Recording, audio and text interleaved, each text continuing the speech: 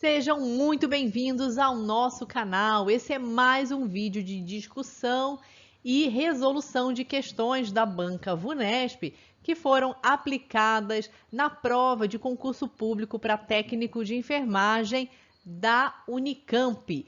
Porém, antes de iniciar, já se inscreva no canal, ative o sininho de notificações, curta, compartilhe se esse conteúdo foi importante, se ele foi agregador aí nos seus conhecimentos, tá certo? Então, vamos iniciar o nosso vídeo de hoje.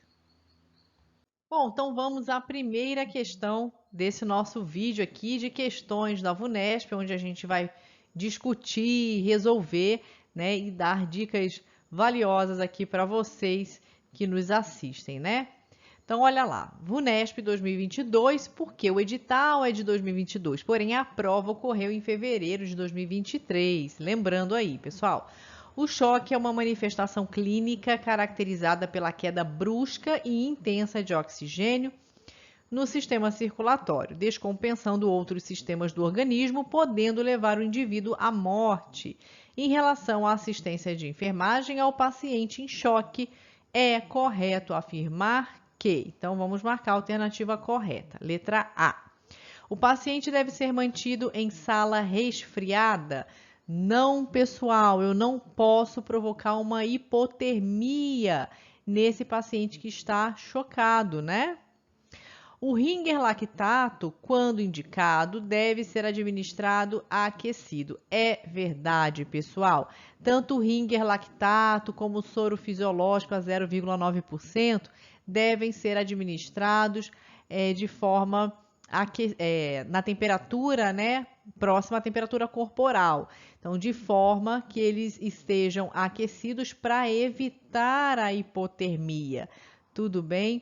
Então, na ausência do Ringer lactato, é para utilizar soro fisiológico a 0,9%. É claro, gente, que se tivermos ali à mão bolsas de sangue, claro, né, com a tipagem sanguínea adequada e tudo mais, é a melhor alternativa, é a melhor opção. Não tendo, como precisamos fazer reposição volêmica, vai ser Ringer lactato de preferência, na ausência, soro fisiológico a 0,9%. Tudo bem?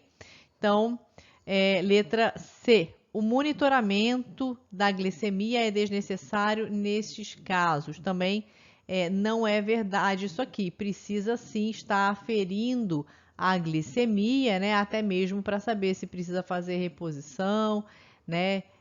Enfim, tá? Então a gente tem que a glicemia é algo importantíssimo, né? A medida é importantíssima. As células não funcionam sem glicose, não é verdade? Letra D. A oxigenoterapia pode ser suspensa quando a saturação alcançar 60%. Gente, de forma alguma. 60% de forma alguma, né? Então aí precisa estar minimamente, né, mantendo acima, por exemplo, né, de 94%. Então, de forma alguma. Nesse caso aqui, o paciente já teria que estar, ó, entubado há muito tempo, né? E letra E, a mudança de decúbito está contraindicada. Ela não é contraindicada no quadro de choque, tá? Apesar de que a gente deve evitar ficar manuseando o paciente, mas ela não está contraindicada. Tudo bem? Então, nossa resposta é letra B, manter aí, né, o volume infundido aquecido para evitar exatamente a hipotermia. Observe a figura a seguir e responda a questão. Então, tá aqui a figura da questão. Esse aqui, gente, são os 6 elos, tá, do atendimento intra-hospitalar. Em 2020, a American Heart Association reformulou a representação da cadeia de sobrevivência na parada cardiorrespiratória extra-hospitalar, em adultos, incluindo 2 novas representações gráficas. O primeiro elo da cadeia representa o rápido reconhecimento e prevenção precoces da PCR, parada cardiorrespiratória. Em relação ao significado dos demais elos, está correto afirmar que. Então, ele fala no enunciado sobre o atendimento na parada cardiorrespiratória extra-hospitalar. Porém, esses 6 elos aqui, eles se referem, né, ao atendimento na PCR no ambiente intra-hospitalar, tá bom, pessoal? Então, já dei essa dica aí para vocês. Vamos lá. Então, o que a gente pode afirmar com relação a esses 6 elos aqui? Esse último, ele foi posto, né, na cadeia, eram só 5, vinha só até aqui, e o 6º foi agregado aí em 2020. Letra A. Segundo elo, indica que a ajuda deve ser solicitada necessariamente por um telefone celular? Necessariamente não, pessoal. Esse telefone celular é só para ilustrar que a pessoa deve chamar, né, via telefone, via contato, né, solicitar ajuda, tá bom? Então, não é necessariamente celular. B. Terceiro elo, alerta para a importância de lavar as mãos antes de iniciar o atendimento. Não. Terceiro elo, que é esse aqui, ó, se refere às compressões, tá bom? O quarto elo representa a identificação do ritmo cardíaco e a realização da desfibrilação quando indicada. Quarto elo tá aqui, galera, ó, é verdade, né? Isso aqui é a utilização do desfibrilador, né? Identificação do ritmo cardíaco pelo desfibrilador e ele vai ser utilizado se for necessário, né? A desfibrilação vai ser utilizada se for necessário, tá certo? Quinto elo indica que o paciente deve ser submetido a um eletrocardiograma para confirmação diagnóstica, que é aqui, ó, o quinto elo, né? Não é verdade, não tem nada disso, né, pessoal? Aqui, essa pessoa, o indivíduo, né, ele vai ser submetido ao... aqui é o pós, né? Pós-PCR, ele vai estar numa unidade de tratamento intensivo, né? Então, tá errado. Sexto elo, sexto e último, representa a importância dos amigos na recuperação pós-PCR. Também não, né? Aqui ele fala sobre a recuperação, reabilitação, né? Mas não tem a ver com amigos, tá? Apesar da imagem estar mostrando aí, né, 2 pessoas e tal. Bom, resposta, letra C. Gente, mais uma questão, e essa aqui envolve o código de ética. Antes de começarmos, só para lembrar, se você ainda não se inscreveu no canal, não deixe de fazê-lo nesse momento, ative o sininho de notificações. Todas as vezes que entrar conteúdo novo aqui no canal, você será notificado, tá certo? Curta, compartilhe com seus colegas esse conteúdo que está sendo tão rico nessa análise e aqui discussão, resolução de questões. Então, pessoal, se de fato esse conteúdo está sendo útil para você, compartilhe com seus colegas, beleza? Então, vamos continuar.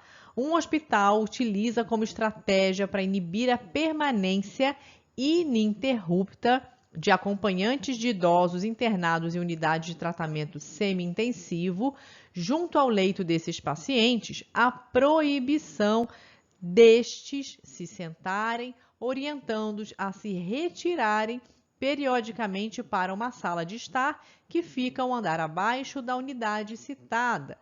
Ou seja, só para a gente entender, o idoso está internado numa unidade semi-intensiva, o acompanhante não pode ficar o tempo todo ali, tem que descer, né, para ficar mais confortável, depois subir, enfim, né? E o idoso tem direito ao acompanhante.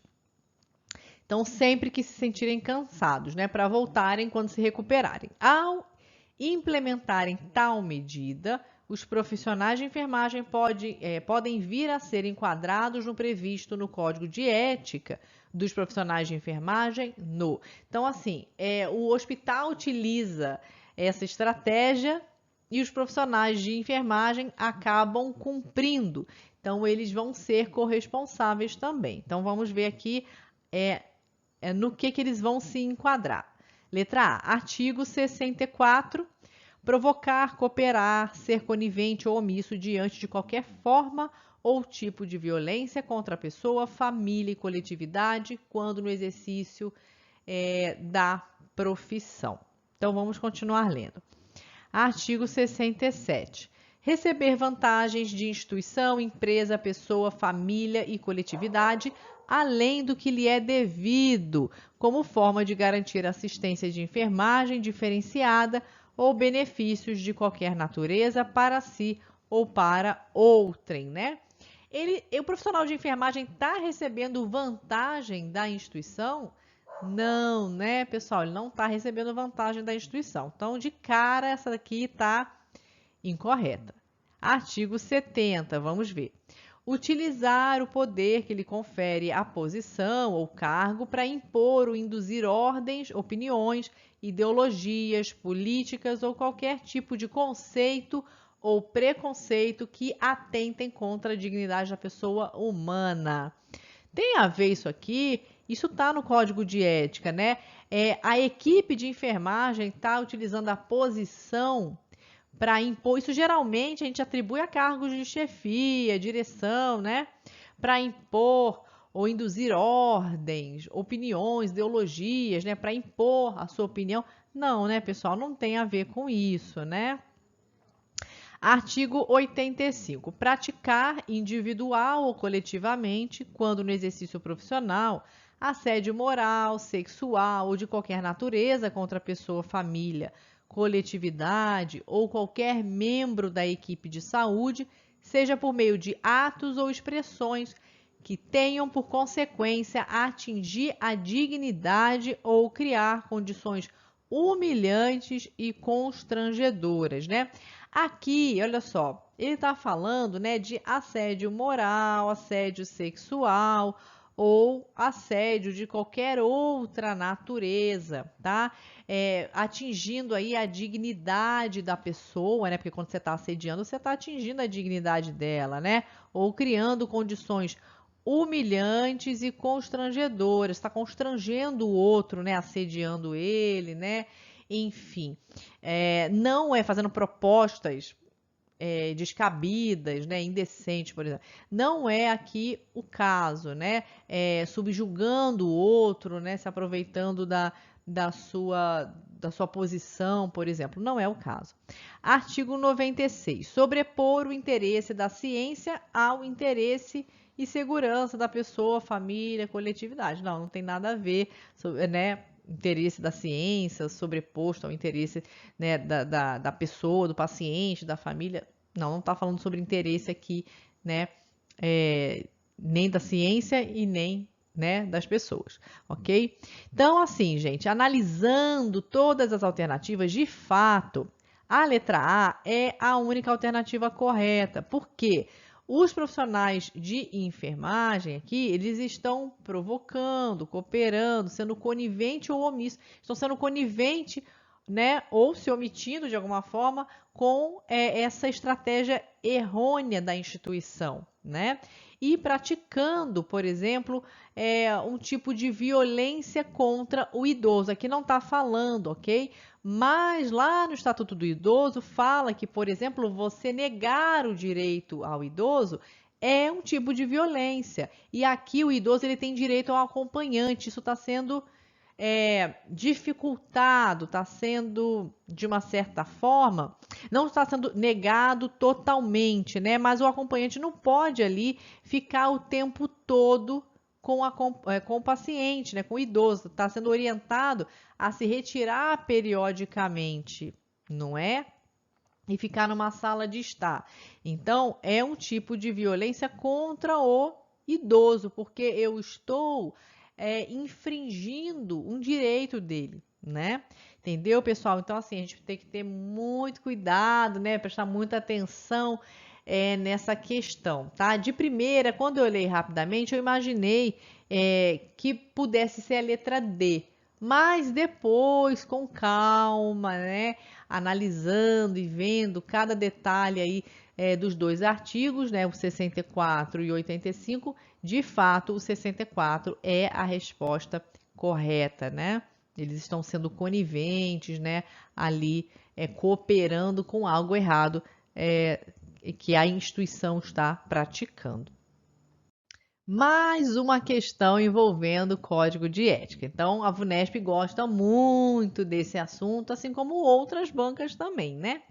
Então, olha lá, Marcos é um técnico de enfermagem que se viu na difícil situação de estar prestando assistência de enfermagem em um procedimento cirúrgico nomeado como laparotomia exploradora, né? Abrir a cavidade abdominal, tá bom? E descobrir tratar-se de um aborto provocado, sem que se caracterizasse um caso de risco de vida da gestante, estupro ou má formação fetal, ou seja, não é nenhum dos casos permitidos por lei para o aborto, né?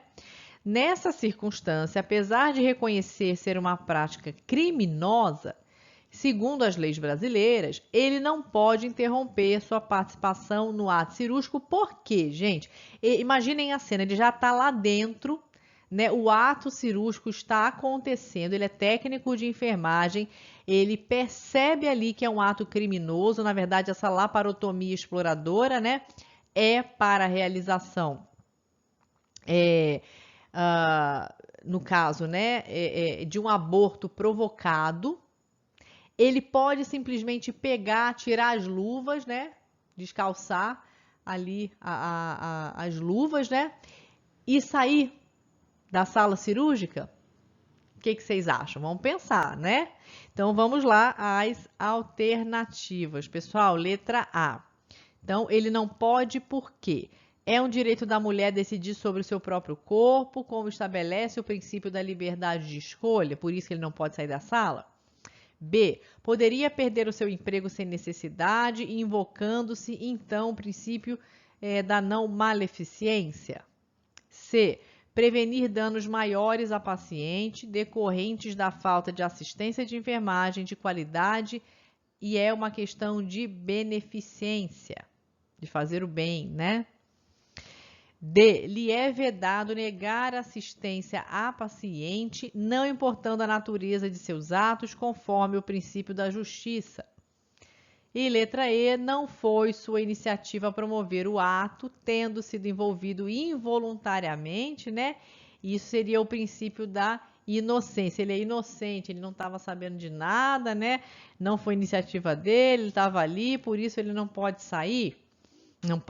Não pode interromper, né, a participação, ele foi envolvido involuntariamente. Pessoal, seguinte, olha só, ele não pode sair porque o Código de Ética diz que é proibido negar assistência à paciente. A parte vulnerável ali, ainda que de forma criminosa ou não, de forma certa ou errada, é a paciente nesse caso, né? Então, ele não pode pegar simplesmente e sair da sala cirúrgica, da sala operatória. Não pode, porque vai colocar em risco a vida daquela paciente. A questão criminosa vai discutir depois, né? Mas ela está vulnerável ali, está anestesiada, né? Então precisa da assistência, porque senão, né, você coloca em risco a vida da pessoa. Então, esse é o princípio da justiça. Tudo bem, gente? Então, ó, não importando a natureza de seus atos. É a mesma coisa chegar um criminoso, né, um bandido, por exemplo, né, um estuprador, assassino, no pronto-socorro, baleado, gravemente baleado, né, e você negar assistência porque ele é um criminoso, porque ele acabou de matar uma pessoa, ele é assassino, né, ou estuprador. Não, pessoal, a gente não pode negar assistência. Ali você tem que ser imparcial, você tem que ser neutro, profissional. Você está ali para dar assistência a quem quer que seja, entendeu? Então, é isso, pessoal, tá bom? Ele não pode abandonar por conta disso, tá? Então, essa aqui seria a alternativa correta, a letra D. É simplesmente por isso, porque está no Código de Ética. Não está no Código de Ética que ele não pode interromper, porque é um direito da mulher decidir sobre o próprio corpo, né? enfim, porque senão ele vai perder o emprego, nada disso, né? Então, essa aqui é a alternativa correta, tá bom? Então, não é porque ele não pode sair, porque é para prevenir danos maiores a paciente. É claro, né, que ele ficando, isso vai ser evitado, né? Claro. Mas é porque é proibido, é vedado negar assistência, tá bom? Agora a gente vai para uma questão de saúde do trabalhador que envolve imunização. Em relação à vacinação do trabalhador dos serviços de saúde, é regulamentado em norma específica que, vamos ver, deverá ser garantida a imunização ativa contra tétano, difteria, hepatite B e outras vacinas estabelecidas no Programa de Controle Médico Ocupacional, sendo oferecidas a preço de custo. Não, pessoal, não pode ser cobrada, tá bom? Claro, o trabalhador ele precisa ser vacinado contra tétano, difteria, é a DT adulto, né? Hepatite B, tem outras vacinas também específicas, mas não é para ser cobrado, isso é gratuito, tá bom? E as custas, por exemplo, né, se for uma vacina específica, não tiver na rede do SUS, né, as custas é do empregador. B. Se houver vacinas eficazes contra outros agentes biológicos a que os trabalhadores estão ou poderão estar expostos, o empregador deve fornecê-las gratuitamente, com certeza, né, pessoal? Gratuitamente, né? C. As doses de reforço são da responsabilidade do trabalhador, não cabendo ao empregador o controle e atualização do calendário vacinal. Também não. Claro que o empregador, através do seu serviço médico ocupacional, precisa estar acompanhando, né, a situação vacinal desse trabalhador. E se precisar do reforço, né, deve ser feito ali na instituição ou encaminhado a um posto de saúde, tá? D. É de livre do empregador, tá bom, gente? É de livre decisão do empregador o programa de imunização de seus trabalhadores sem a intermediação ou vinculação às recomendações do Ministério da Saúde. Claro que não, né? Ele não tem essa autonomia, essa liberdade para escolher se vai ou não vacinar um trabalhador, tá bom? Então, o empregador não tem esse poder de decisão. E os trabalhadores devem ser informados dos riscos a que estarão expostos por falta ou recusa de vacinação, devendo, neste caso, constituir justa causa para redução de salário ou perda de benefícios, como licença remunerada para tratamento de saúde.